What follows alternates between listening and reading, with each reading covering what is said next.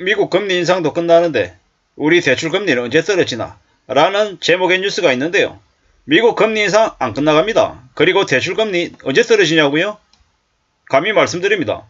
4, 5년 뒤쯤에 금리 떨어집니다. 대출 금리 앞으로 몇 년간 떨어질 리 없다라는 말씀을 드립니다. 미국 금리 인상 안 끝나가고요. 저 거짓말이고요. 미국이 6월달에도 금리를 올릴 수 있고요.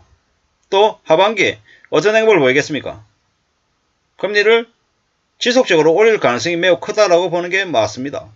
게다가 2023년 하반기부터 충당금 적립하면 시중은행들 금리 더 올립니다. 대출 연체가 늘어나면 어떻게 하겠습니까?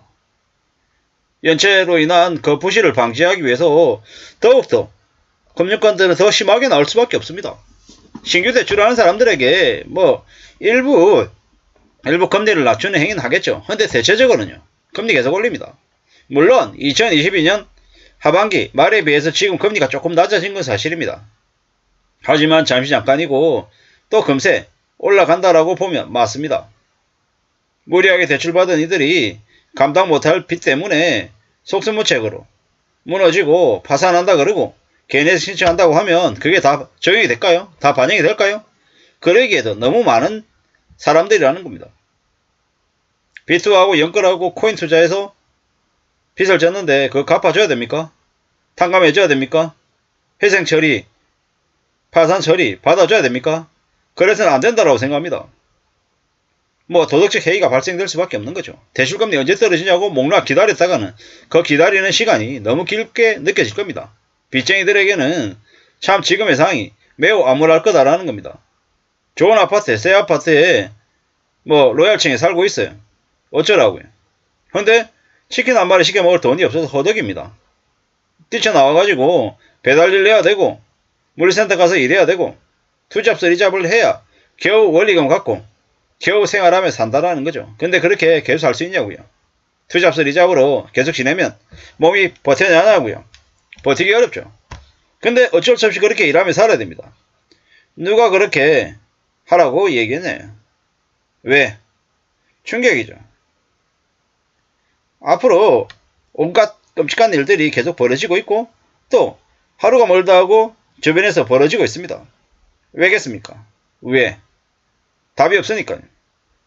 더 이상 나아질 기미가 안 보이니까 그런 극단적인 선택을 하는 거다라는 거죠. 대출금리 언제 떨어지냐고요? 안 떨어진다라니까요. 안 떨어진다고 생각해야 됩니다. 우리가 3년 뒤, 5년 뒤 시간 금방 지나간다라고 하는데 그건 보통 사람들, 빚 없이 사는 사람들에게는 시간이 금방 지나간다이지 돈을 빌려서 빚을 갚아야 되는 사람 입장에서는 빚 갚는 데 들어가는 시간 3년, 4년, 5년 고통입니다. 그리고 대부분은 못 견딘다라는 거죠. 집을 뺏기든 직업을 뺏기든 뭐를 뺏기든 뺏기게 돼 있습니다. 요새 왜 당근이나 아니면은 전당포 이런데 많은 물건들이 나옵니까?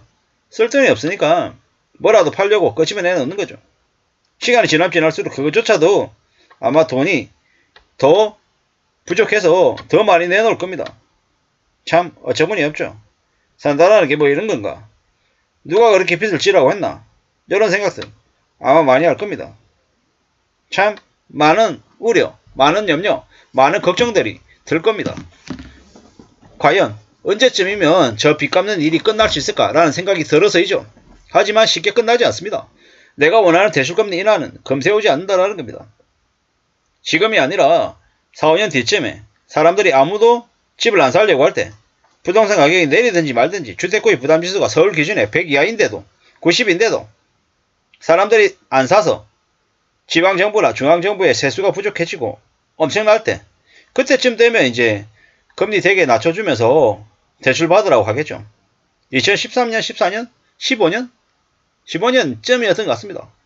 그때 이제 빚내 집 사라고 정부가 대대적으로 홍보도 하고 각종 세금 혜택도 주고 그랬었죠. 왜겠습니까? 안 그래도 사람들이 안 사니까. 근데 그때도 그 전에 하우스푸어 때문에 문제가 많았죠. 많은 사람들이 뛰어내리고 분신자살하고 난리가 났었습니다. 지금도 마찬가지입니다. 그러한 일을 겪고 나야 그래야 집값도 좀 내려가고요.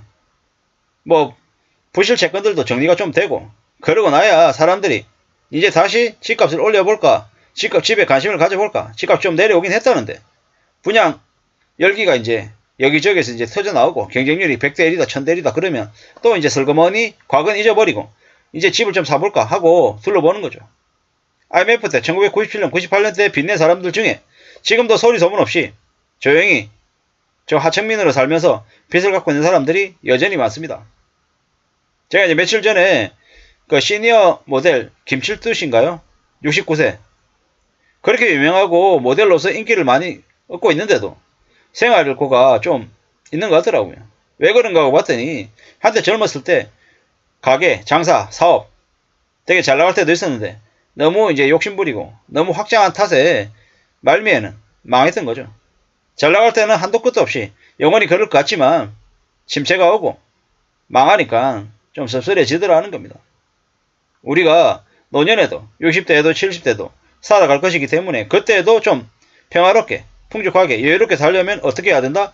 젊었을 때 열심히 살아야 된다라는 겁니다. 저도 이제 어느새 나이가 이제 중년을 넘어서고 있다 보니까 그런저런 은퇴 이후의 삶에 대한 걱정도 하게 되는 게 사실입니다. 근데 나이가 들었든 나이가 젊었든 어리든 많든 제일 중요한 건 뭐다? 빚지지 않겠다라는 각오를 해야 된다는 겁니다. 빚을 무서워하고 두려워해야 되고 만약에 빚을 져야 된다고 하면 정말 감당할 수 있는 범위 안에서 빚을 져야 된다는 겁니다. 그래야지만이 뭐든 가능할 것 같습니다. 무리하게 내가 감당할 수 없는 수준으로 하면 언제든 화가 칠 수밖에 없다는 겁니다. 미국 기준금리 인상 안 끝난다.